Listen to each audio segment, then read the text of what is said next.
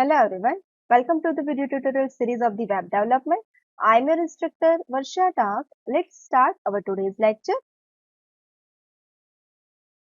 So at the end of this video, you will be able to learn about the wildcard selectors and then we will learn about the flexbox. So let's start with the wildcard selectors. Okay, we have already learned about the 5 different selectors of the CSS. That is the element selector. Then we have learned about that asterisk, that is a universal selector.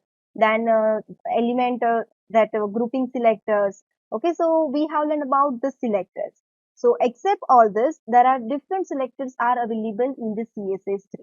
Okay, so let's learn about this. So wildcard selector is used to select the multiple elements simultaneously. Okay, so this is used to select the multiple elements simultaneously. It selects the similar type of the class name or attribute and use the CSS property. Okay, so here the star wildcard, also known as the containing the wildcard.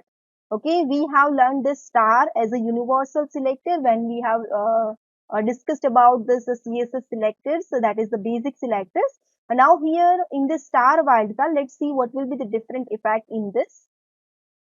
So here the wildcard selectors are the 3 different selectors, that is a star, this is a caret and the dollar.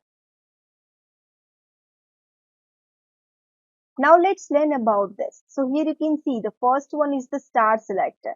Okay, so here the syntax attribute star is equal to value.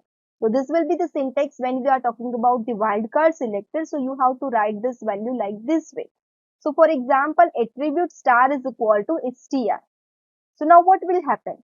The attribute star is equal to value selector is used to select that element whose attribute value contains the specified substring str. So here suppose in different elements we have specified its different suppose class selector or id selector is there, in which we have defined this property value as str. Okay, so in whatever the elements the str value is there, according to that it will apply the effect that we have defined. Okay, same way next selector is this caret selector. Okay, so this caret selector, the syntax for this, that is the attribute caret is equal to value. Okay, just we have to change the element, change the selector over here. Here we have to use star, caret or the dollar sign. Okay, so based on the selector, it will,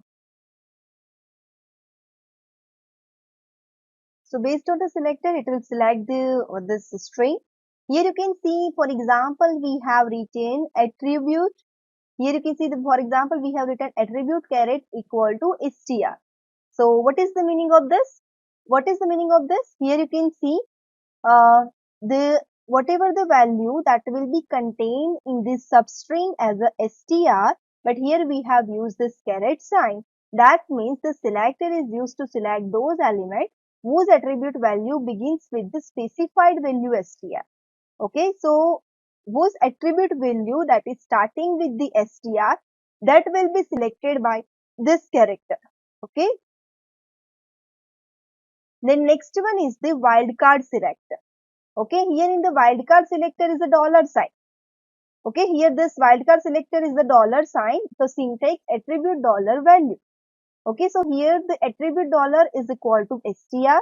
The attribute dollar is equal to value. So here this is the example. Now what is the meaning of this? The selector is used to select those elements whose attribute value ends with the specified value, that is str.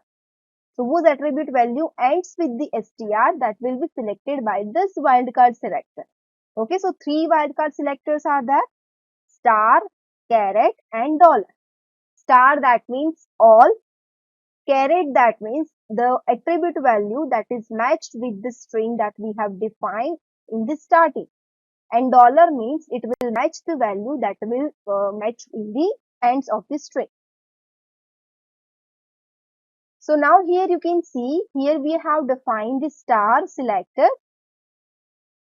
So here you can see the how to define the class star equal to str. Like this way, we are going to apply in this class selector. So that's why we have defined its class.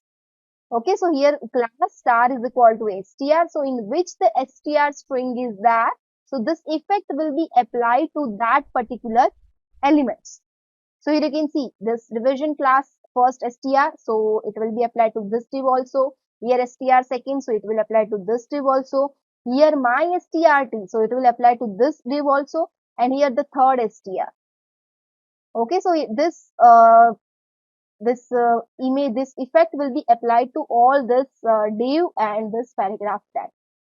Got it? So now let's see the practical related to this, so that you have the better idea about this.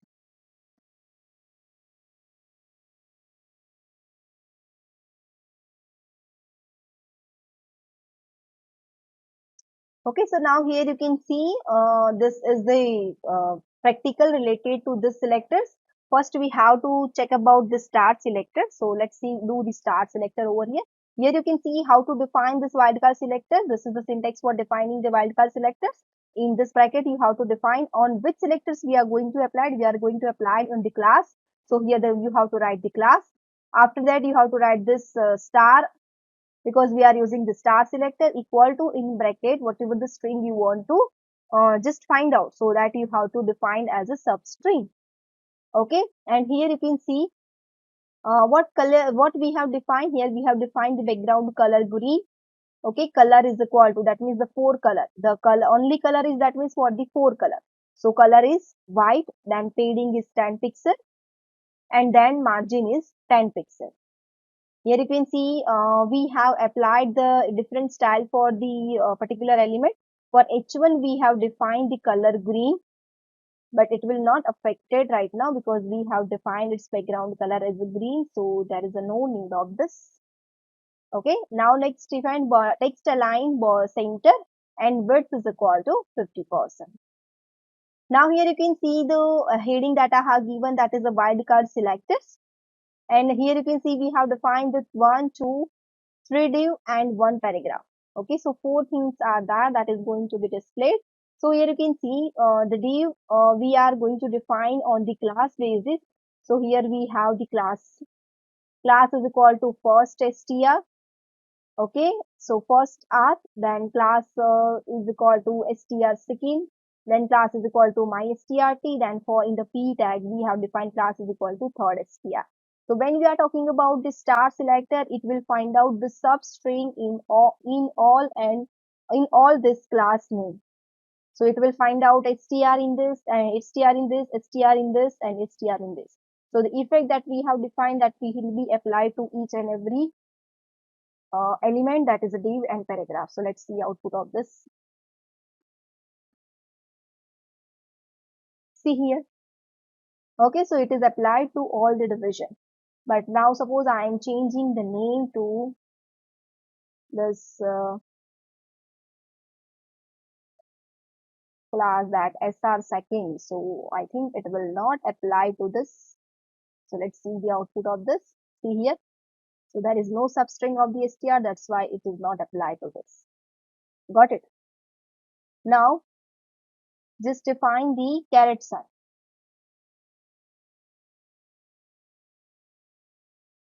Okay. So what this wildcard selected will do? It will find out the str string in starting. So here you can see, here no starting str string is there. Here again we have removed the t, so no starting str is there. Here no starting str is there. Here no starting. So what will happen? See, not apply to anyone. Now here just change to here. Okay, so just save it and execute this. Just a second.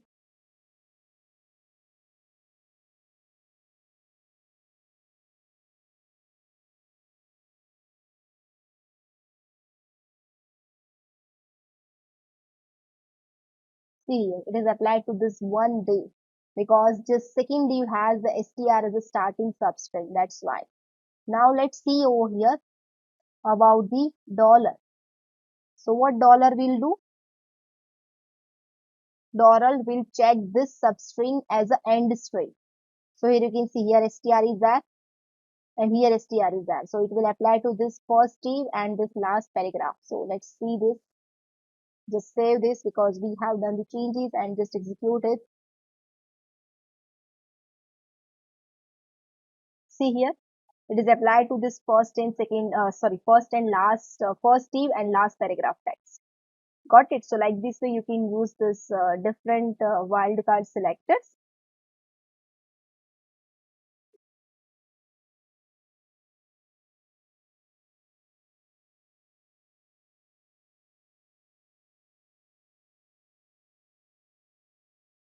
Okay, so here you can see that we have learned in the practical also. Here the dollar is there, so here you can see it will apply to the first and third str. Now next topic is CSS Flexbox. Now what is CSS Flexbox? CSS is a simple design language intended to simplify the process of making web pages presentable. CSS handles the look and feel part of the web page. Okay, so as we all know, it defines the layout of the web pages. So using the CSS, you can control the color of the text, the style of the font. You can define the spacing between the paragraph, letter spacing, word spacing that we have learned. How columns are sized and laid out, that also we can define. What background images or the colors are used, that also we can do. Layout designs, you can define the variation and display for the different devices as using the media queries, and screen sizes as well as the variety of other effects are there. To determine the position and dimension of the boxes in the CSS, you can use one of the layout modes available. Okay, so to determine the box, this layout modes are available, that is a block layout, inline layout and table layout. Okay, so this mode is used in the laying out the document. Okay, here this mode is used to laying out the text, and here this mode is used to laying out the tables. So all these modes are used to align the specific elements like documents, text and tables, etc. But none of this provides a complete solutions to lay out a complex website. So to define the to define the layout for the complex website, so this all are not enough. So initially this is used to be done using the combination of the floated elements and position element and the table layout. So initially it was done with this, but floats only allow the horizontal positions. Okay, you can just do this layout through the horizontal position only. Vertical is not available. So in addition to all these mentioned modes, CSS3 provides the another layout mode, that is a flexible box, that is commonly known as the flexbox. So to define the solutions for all the problems that we have seen in the last slide.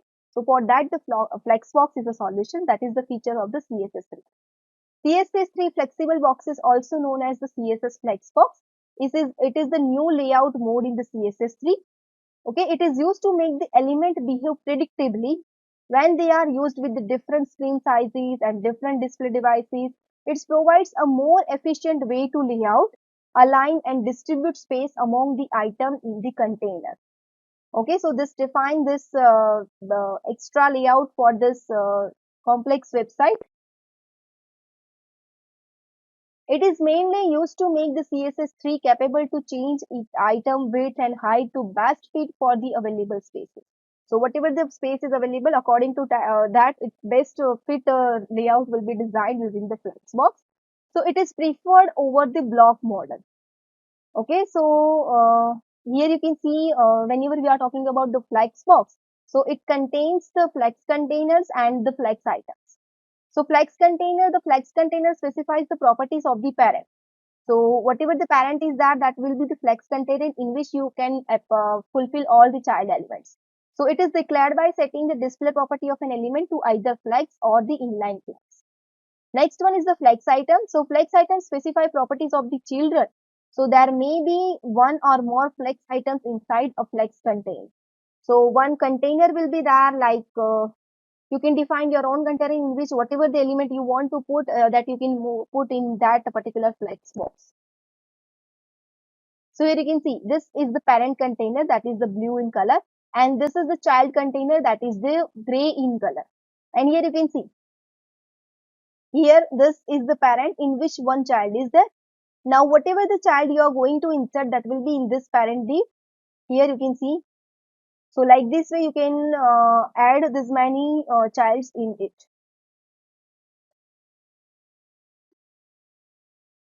So now here you can see this is the flex code. Here, whenever you are going to define the flex container, so just take the basic example using the div, so you will have the better idea about it, how you will define this code. This is not compulsory that you can apply just on the div. You can apply on any of the items that you want to define in the document. Okay, so here you can see this is the FC class that will be applied to this div, so that will be your parent div. Okay, so here whenever you are going to define the parent element, that parent element should have the property display flex. That means this will be your flex box and this will be your flex items. This is your flex containers and this is your flex items. Okay, so background color is blue. So here you can see where this divisions color have the background color blue. And FI, that is a flex item. This is a flex container, FC. Background color white, then margin 10 pixel, fading 10, 20 pixel, that all of you are aware about this property. Font size is equal to 30 pixel that we have defined. Okay, here just we have defined this 4 div, one as a parent div that will contain this class and another 3 as a child div that will contain this property value. So here you can see this output will be look like this. Now here note this, a flexible layout must have a parent element with the display property set to flex. So here the display property set to flex, that should have the parent that element. Direct child elements of the flex container automatically becomes the flexible item. So these are the direct child elements. So this will be the flexible item to this flex box. So that is the your parent div. Now let's see the output of this.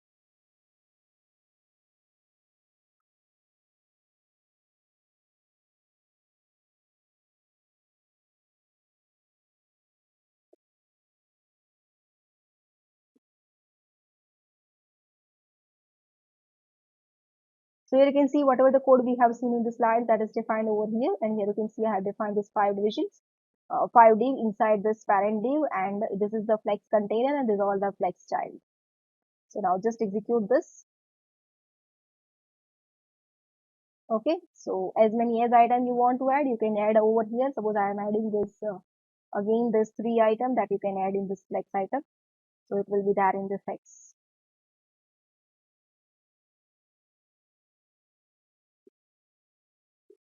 Got it? So like this way you can add this item in this flex box.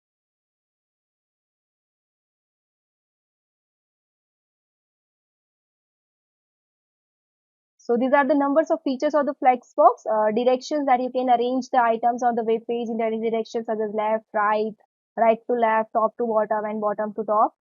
Order, using the flex box, you can rearrange the order of the content also. Wrap, in the case of inconsistent space for the content of a web page, you can wrap them into multiple lines. Okay, so and vertically. Okay, so alignment, using the flexbox, you can align the content of the web page with respect to their containment. So what type of alignment you want, that you can define using the alignment features of the flexbox.